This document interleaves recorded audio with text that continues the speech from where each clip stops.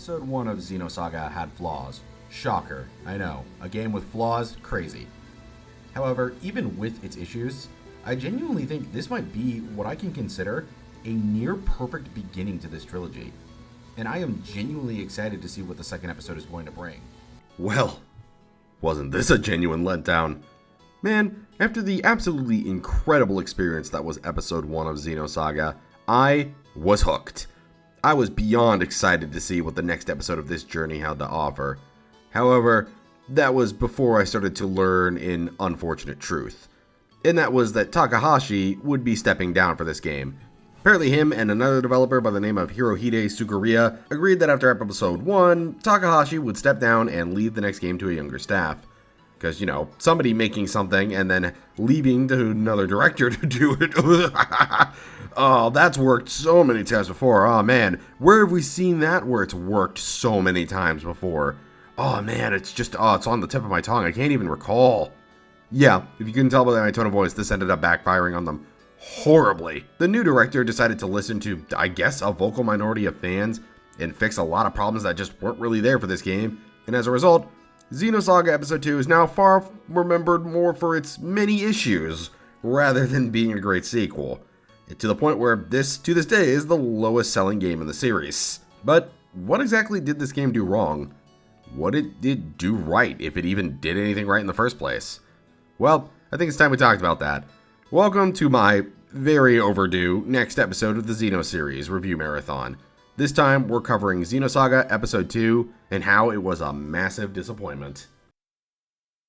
Okay, so normally this is where I start with pros for my videos, but I gotta be real here. I actually have very little to say. There is so much I have to complain about in terms of how this game handles almost everything, to the point where I was actually just gonna start with the cons first for the first ever time in a while. I don't think I've done that for a video since fucking Kingdom Hearts Rechain. However, this is still a channel where I review games and we are going to be as fair as possible. So let me get into what was good about this game. First off, the graphics. This game looks downright incredible. Don't get me wrong, there are definitely some issues that I have with some of the graphical design of this game. The models, hint hint. Good god, these things just, nope, that's for later. But holy shit, on a technical level, Xenosaga 2 looks downright insane. And if the beautiful looking backgrounds that you're seeing don't sell you on just how impressive this looks, then the cutscenes definitely can. Like, the first game was impressive to look at, sure, but this is just on a whole nother level in comparison. And as much as I have to bitch about with this game, the cutscene direction is definitely never going to be one of them. Kinda makes sense that they decided to utilize 2 discs for this game because they really went all out with this visual quality. And I do think that is definitely worthy of praise. Although that is really all I have to say about the graphics. So let's get into this part of this game that left me the most split.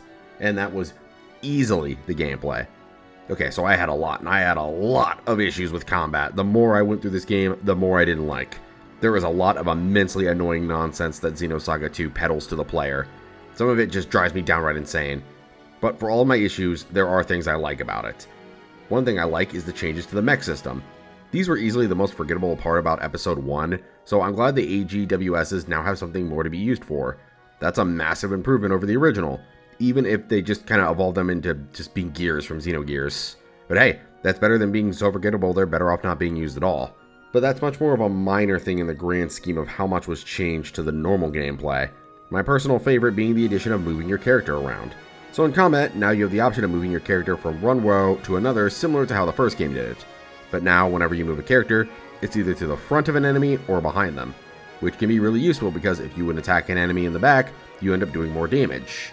This actually ends up coming in handy a lot when you're trying to combo together moves to defeat the enemy, because in this game, boosting now really matters a lot more than it does in the original. So the main thing they introduce in this game is the break system, where if you input correct button presses, you can actively break an enemy, and when you boost an attack again, you can deal more and more damage. You are meant to use this in tandem with your new stock skill, which lets you stock up turns so you can launch multiple attacks at once. When you master this, it opens you up to deal heavy amounts of damage that actively wipe bosses' health bars off the map. And whenever you win a battle, you will gain both class and skill points, which you can spend in the menu so you can unlock new skills and stats. Very similar to a game like Final Fantasy X, that has the characters able to learn everything the others can, meaning that instead of something like the first game where you just transferred over skills to those you thought you could use them the best, everyone here just now wants the same thing, meaning that characters can now heal, cast spells, and even boost your stats. So all these additions to the gameplay, you're probably thinking, wow, this sounds amazing. You must love this gameplay loop, right? No. In reality, I have massive problems with it, to the point where it's my least favorite thing I've played in a while. But we'll get to those when we get to those. I just wanted to more or less praise the additions of a bunch of admittedly interesting mechanics. I'll get into all my complaints about them later. With all that out of the way, let me get to the absolute best part of this game, and that is its story. With episode 1 paving the way and showing us this new world and its characters interacting, alongside setting up a bunch of plot points that would later become the main focus of this long-running story. One of those before-mentioned plot points was the rivalry between Albedo and Junior. And that's what a good portion of episode 2 focuses on. Getting to learn the backstory of these two was probably my favorite aspect of the narrative. Seeing the villain origin stories of someone like Albedo as he went from this sweet innocent kid to this mental madman was genuinely fascinating in execution. I also like how the narrative ties into how Junior ended up meeting Miss Rahi's daughter, and it gives a full explanation to why he's so protective of Momo. Honestly, this whole game just does such a good job taking this character that really didn't do a whole lot in the beginning and wasn't like bad or anything. He was more just on the okay side. It makes them into arguably one of the top 3 by the end. And while I've been praising Junior, I don't think he's the only good character in this game, as a lot of the cast get their own little narrative to focus on. Other fun ones were Ziggy contemplating whether or not he wanted to get life extension surgery due to the fact that the human side was slowly starting to die out. You begin to learn a lot more about who Chaos is, and you get to see Shion interact with her brother more. While I was initially disappointed that she and Cosmos don't exactly have as big a role in the narrative side as they did in the first, I think it makes sense. The two of them were the main characters for the first game, so I can easily forgive it. Overall, the narrative was rather solid. I'm not trying to go into spoilers here, as like with the first game, I don't want to bring out anything crazy so you guys can experience for yourself, especially since even with my praises, I do think this narrative has maybe 1 or 2 faults. It is without a doubt the best part of the game. As for the game's faults, well, we'll be getting to those in a minute, don't you worry. For now, I want to go over my last bit of praise, and it's just how good the soundtrack is. Instead of being done by Yasunori, the person who composed episode 1's soundtrack, or if you might know him as the composer behind this little indie darling called Chrono Trigger, episode 2 soundtrack was composed by the trio of Yuki Kajijura, Shinji Hosei, and Akayo Soso. And while I admit I do prefer the episode 1 soundtrack over its sequel, I think this one did a pretty good job overall. I don't think the soundtrack ever really got boring or bad in any of the areas I visited, and a lot of the songs were worth a listen to while I was working on some videos. Again, I don't think it's as good as episode 1, but they still did pretty nice. With that said, those are all my pros, so now it's time to move on to my cons. Alright, so here we are. After giving this game the praise that I do think it did deserve, it's about time I talked about its numerous flaws. First and foremost, let's talk about the graphics. Well, I did go out of my way earlier to talk about how much the cutscene direction had improved in comparison to the first episode. One thing that's taken a massive downgrade is some of the models. So for some bizarre reason, the developers decided to change some of the character models in this game, mainly the female cast, so they can, I guess, give them some more realism or something? My theory is they were trying to copy some of the more realistic looking games that had come out then and there that had become super popular with people on the system. And boy, oh boy, this only ended up backfiring, as this game has some of the ugliest models I had ever seen for characters in any RPG I played.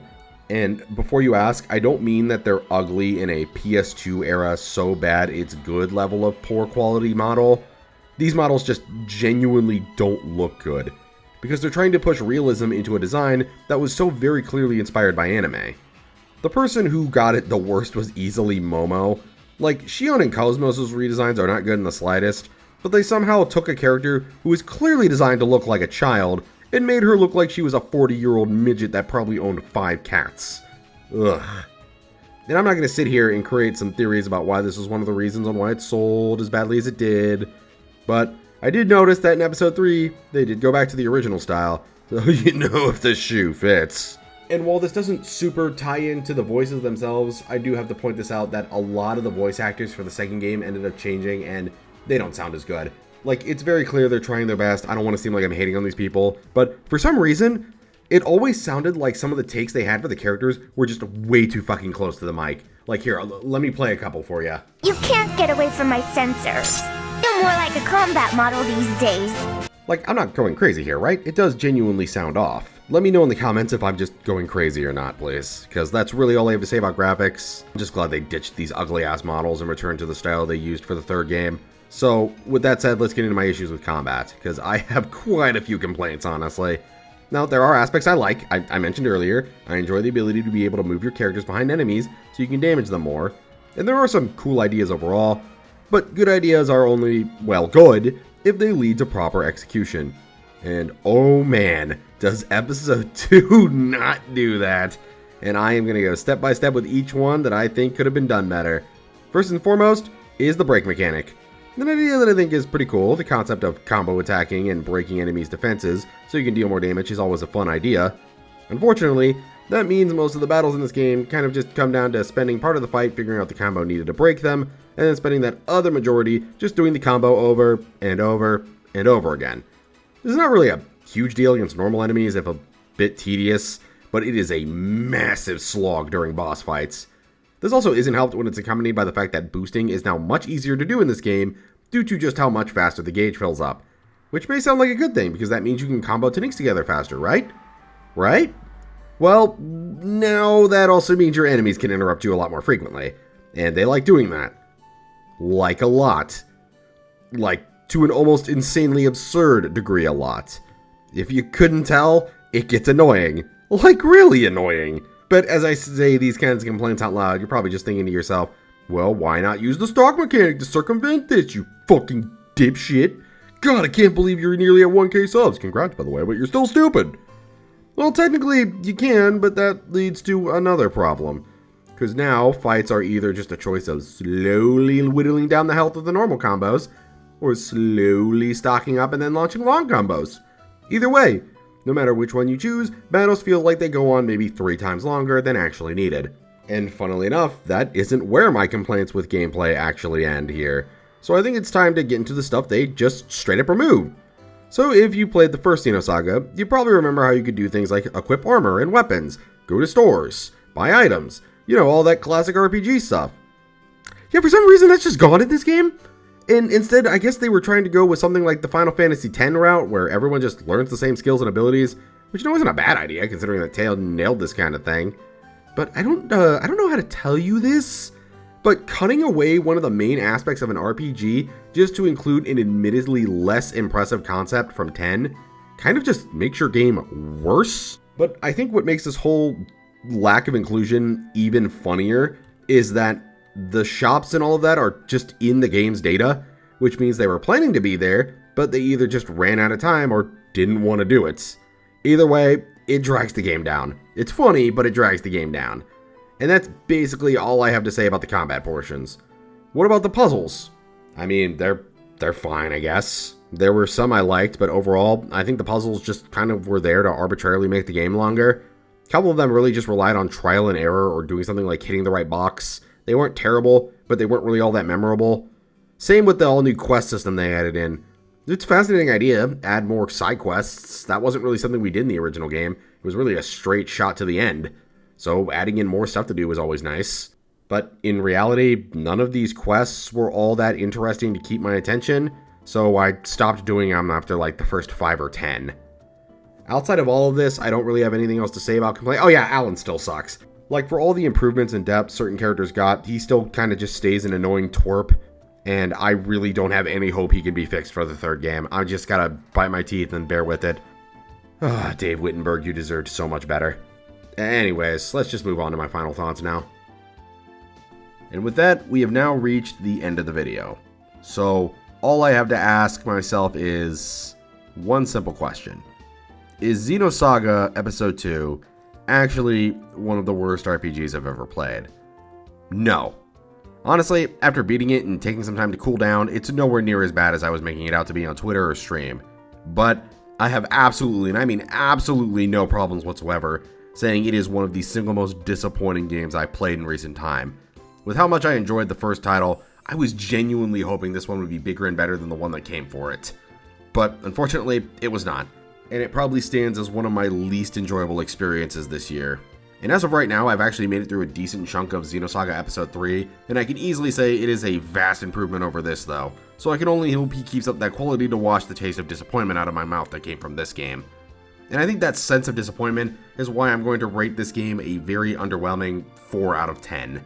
A damn shame I have to give it half the score of the first one, but that's really all I can think. This game is basically half of what the first one could bring to the table, and the third game has very much shown that they have learned from that. With all that said, that brings us to the end of the video. Sorry this took a lot longer than I had planned it to. Originally, it was going to be much faster, but I didn't enjoy the game enough to get it through faster. Which also kind of ties into the next game we're going to be talking about. Yeah, I've been kind of slow on these updates, sorry. So I'll see you guys when that one drops. Till then, do me a favor and like and subscribe. We're on the way to 1K, and I think we can do it this year. Leave a comment down below to help me in the algorithm, or if you're just up for a chat. And I'll see you guys next time for more RPG content.